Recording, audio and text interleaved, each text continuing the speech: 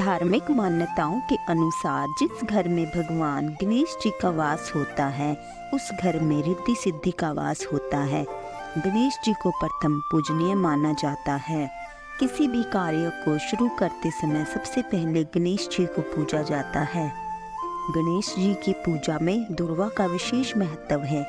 गणेश जी को दुर्वा अति प्रिय है। दुर्वा के बिना गणेश जी की पूजा को अधूरा माना जाता है।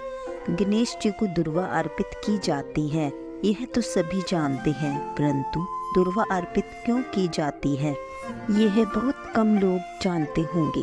आज हम इस वीडियो में आपको उस पौराणिक कथा के बारे में बताएंगे जिसकी वजह से गणेश जी को दुर्वा अर्पित की जाती है, और साथ ही दुर्वा चढ़ाने के नियम और उपायों के बारे में भी बताएंगे, जिसे करके आप अपनी मनोकामना पूर्ण कर सकते हैं। एक पौराणिक कथा के अनुसार प्राचीन काल में अनलासुर नाम का एक दैत्य था। उसके प्रकोप से स्वर्ग और धरती पर त्राहि त्राहि मची हुई थी। अनलासुर एक ऐसा दैत्य था जो ऋषि मुनियों और साधारण मनुष्यों को जिंदा निगल जाता था। इस दैत्य के अत्याचारों से दुखी होकर इंद्र सहित सभी देवी देवता ऋषि मुनि भगवान महादेव से प्रार्थना करने जा पहुँचे, और सभी ने महादेव से यह प्रार्थना की कि वे अनलासुर के आतंक से इस संसार को बचाएं तथा अनलासुर का अंत करें।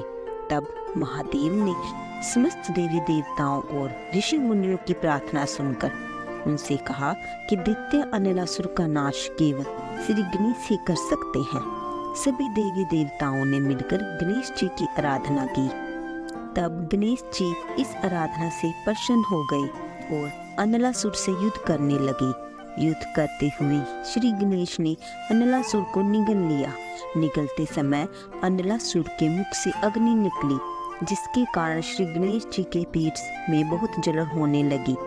इस परेशानी से निपटने के लिए कई प्रकार के उपाय करने के बाद भी जब गणेश जी के पेट की जलन शांत नहीं हुई, तब कश्यप ऋषि ने दुर्वा की 21 गांठें बनाकर श्री गणेश को खाने को दी।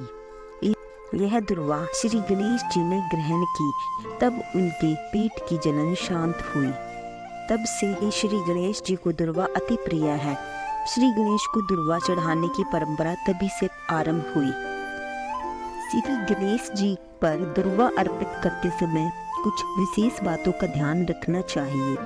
श्री गणेश जी पर अर्पित की जाने वाली दुर्वा हमेशा ताजी होनी चाहिए। उसे गंगा जल से धोकर अच्छे से साफ करने के बाद ही गणेश जी को अर्पित करना चाहिए।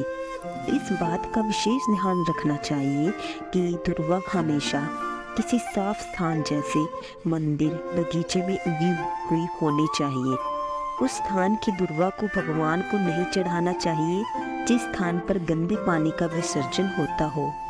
श्री गणेश को दुर्वा घास की 21 गांठ चढ़ाई जाती है, मगर यदि आप इतना ना चढ़ा पाए तो विषम संख्या 3, 5, 7 गांठ भी अर्पित कर सकते हैं। दुर्वा घास के साथ साथ श्री गणेश जी को गुड़हल का फूल भी अर्पित करें।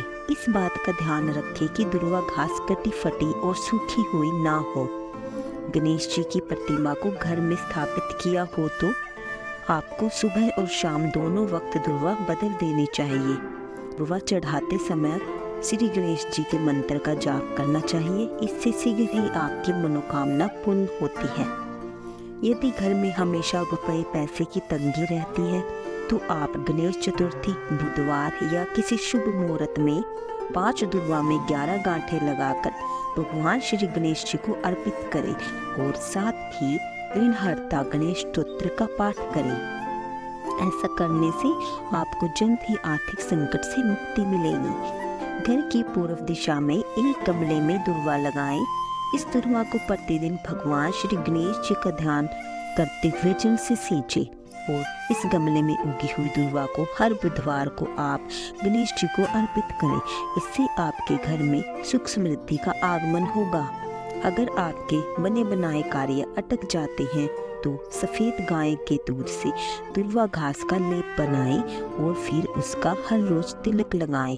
ऐसा करने से आपके सभी कार्य सफल हो जाते हैं और भाग्य भी साथ देता है। कुंडली में बुध ग्रह की स्थिति को मजबूत बनाने के लिए बुधवार के दिन गणेश मंदिर में जाकर दुर्वा की 11 गांठें अर्पित करें। ऐसा करने से गणेश जी प्रसन्न होते हैं और बुध दोष भी समाप्त हो जाता है। श्री गणेश जी पर दुर्वा अर्पित करते समय इस बात का हमेशा ध्यान रखना चाहिए कि दुर्वा भगवान गणेश के मस्तक पर रखें। गणेश जी के चरणों में दुर्वा नहीं रखें, इससे व्यक्ति को फल नहीं मिलता है। यदि आपके घर में लड़ाई झगड़ा अधिक होते हो तो बुधवार के दिन गाय को हरी दुर्वा घास खिलाएं। ऐसा करने से गृह क्लेश दूर होता है और लोगों के बीच आपसी प्रेम की भावना बढ़ने लगती है।